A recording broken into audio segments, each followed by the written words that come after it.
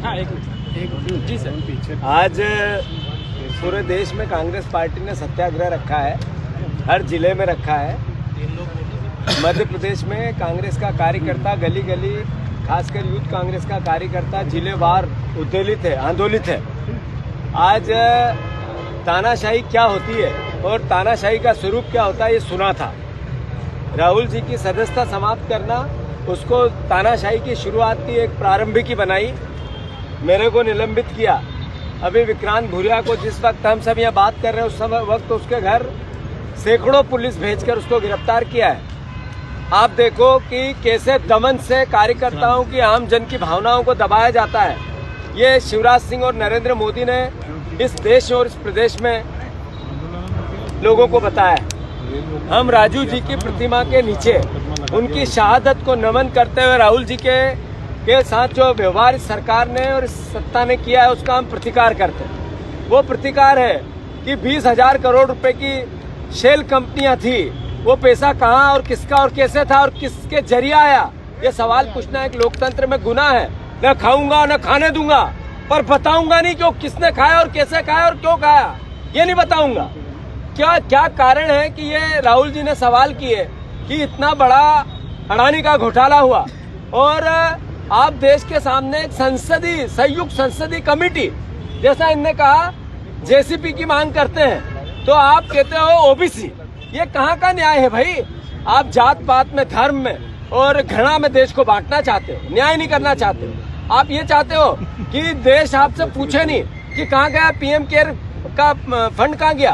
देश आपसे नहीं पूछे ये कि देश के प्रधानमंत्री ने ये कहा कि मेरे को जो लोग अलग अलग तरीके से पारितोषित करते हैं और मेरा सम्मान करते हैं उनका मैं ऑक्शन करता हूँ, कपड़ों का ऑक्शन करता हूँ। कपड़ों का ऑक्शन करने वाला प्रधानमंत्री कभी ये नहीं बताता कि पीएम केयर फंड में अरबों रुपए आ गए, कहाँ गए। अडानी केस में 20,000 करोड़ रुपए सीधे शेल कंपनियों क्या है, ये नहीं पूछना चाहिए देश। अगर पूछोगे तो सदन से बाहर जाओगे, सवाल करोगे। हमने पूछा कि किसानों का आपने कहा था कि 2022 तक इनकम डबल करूंगा, नहीं की, क्या हुआ? मुख्यमंत्री जी बाहर कर दिया, सदन से बाहर कर दिया। ये लोकतंत्र है? ये लोकतंत्र है कि आप बीजेपी के कार्यकर्ताओं को 9-9 करोड़ का 5-5 साल में खाना खिलाते हो? हमें उत्तर में दिया, हमने सवाल किया तो आपको बुरा लगा। तो देशवासियों, प्रदेशवासियों, इंदौर वासियों, ये लोग तानाशाही की शुरुआत कर चुके हैं। आपको आज मत का अधिकार है। एक दिन ऐसा होगा कि आपके बच्चों को मत का अधिकार भी नहीं रहने देंगे, क्योंकि इनका इतिहास ऐसा है। इनकी मातृशक्ति में, मातृ संस्था में चुनाव का कोई प्रावधान नहीं है। इसलिए मैं आपके माध्यम से, मीडिया के माध्यम से प्रदेश की जनता को और देश की जनता को कहना चाहता हूं कि जागो जनता, जनार्दन जागो। राहुल गांधी जी को बाहर करना इनका एक इशारा है, आगे वोट की ताकत को भी रोकना इनका एक सोची समझी साजिश का एक भाव है।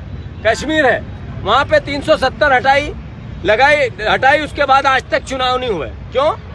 ये तरीका है। 3 साल हो गए, 2.5 साल हो गए, तो ऐसे धीरे धीरे देश में ये व्यवहार जो लोकतंत्र का है, वोट का है, मत का है, ये कब चालू होगा? ये मैं मानता हूं कि राहुल जी के साथ जो किया है ये देश की जनता ने देखा है और नरेंद्र मोदी के असली चरित्र को अब लोग भांपने लगे। देश महंगाई की मार में है, बेरोजगार की मार में है, कर्ज की मार में है, अराजकता है, खून के आंसू कर्मचारी रो रहे हैं, किसान रो रहे हैं, युवा रो रहे हैं और इनको दमनकारी नीतियों से दबाना है। आज प्रियंका गांधी जी ने कहा है कि राजू जी का जब शव लाल झंडे, तिरंगे झंडे में लपेटा गया और उनकी अंतिम यात्रा हुई, उस यात्रा को लेकर पूरा वृत्तांत दिया है। देशभक्तों को देशद्रोही कह रही है सरकार, देश के लिए जिनने शहादत दी उनको राष्ट्रद्रोही बता रही है सरकार, इसलिए कि अपने निकम्मेपन को बता नहीं पा रही है देश को, तो दूसरी भावों को ला रही है सरकार। हम इसका प्रतिकार करते हैं। कांग्रेस जन एकजुटता के साथ लगातार 3 दिन से इंदौर में विरोध प्रदर्शन हो रहा है। कल गांधी प्रतिमा पे हजारों की तादाद में फिर होगा और आगे की भी प्रोग्रामिंग बनेगी, जेल भी भरेंगे। सत्याग्रह में जो भी हो सकता है वो सब करेंगे देश के संविधान के साथ। कांग्रेस पार्टी एकजुटता से इनके विचारों को, इनके व्यवहार को, इनके संस्कारों को जनता के बीच में ले जाएगी। सर दूसरी तरफ मध्य प्रदेश में चुनावी तैयारियों के बीच जेपी नड्डा आज प्रदेश में है। कल हमने देखा अमित शाह ने भी मोर्चा संभाल लिया था। तैयारियों के लिहाज से इस नज़रिए को आप कैसे देखते हैं? ऐसा है, हर पार्टी का अपना अधिकार है। जेपी नड्डा और अमित शाह ये नहीं बता पाए कि मध्य प्रदेश के किसानों को कर्जदार क्यों बना दिया शिवराज सिंह चौहान। बेरोजगार प्रदेश मेरा सबसे बड़ा क्यों जिन आदिवासियों की वो बात कर रहे थे, उन आदिवासियों पे सबसे ज्यादा बलात्कार, अत्याचार और हर तरीके की यातना क्यों होती। अमित शाह ये नहीं बता पाए कि प्रदेश में जब लोकतंत्र की हत्या हुई, विधायक खरीदे बेचे गए, वो काला धन कहाँ से आया। अमित शाह ये भी नहीं बता पाए कि कमलनाथ जी ने 1.5 साल में जो प्रोग्राम बनाए थे इस प्रदेश की उन्नति और इस प्रदेश को जो वो अपने पास जो कुछ है सब कुछ देना चाहते थे, उनको क्यों हटाया गया। क्या गलती थी? किसानों का कर्ज माफ करना उनकी गलती थी क्या? बेरोजगारों को रोजगार देना उनकी गलती थी क्या? उनकी गलती ये थी कि उन्होंने बेटियों के विवाह के 51,000 रुपया कर दिया। उनकी गलती ये थी कि उन्होंने 600 रुपये, जो है आज 1,000 रुपये की बात करता है बहनों की, शिवराज जी करते हैं, उनने 600 रुपये सब सारे परिवार के लोगों के लिए बना दिए। क्या गलती थी उस सरकार की जो लगातार किसानों के हक में, युवाओं के हक में काम कर रही थी। फिर से चुनाव होंगे तो इनकी तैयारियां जनता बताएगी। चुनाव जनता और बीजेपी के बीच में। कांग्रेस पार्टी तो एक माध्यम है।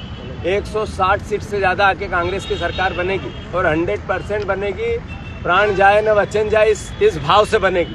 100% बनेगी। हो गया अभी तक। कार्यकर्ताओं ने अभी चक्का जाम भी किया था सत्याग्रह होने के बाद। सब करेंगे जो लोकतांत्रिक होता है।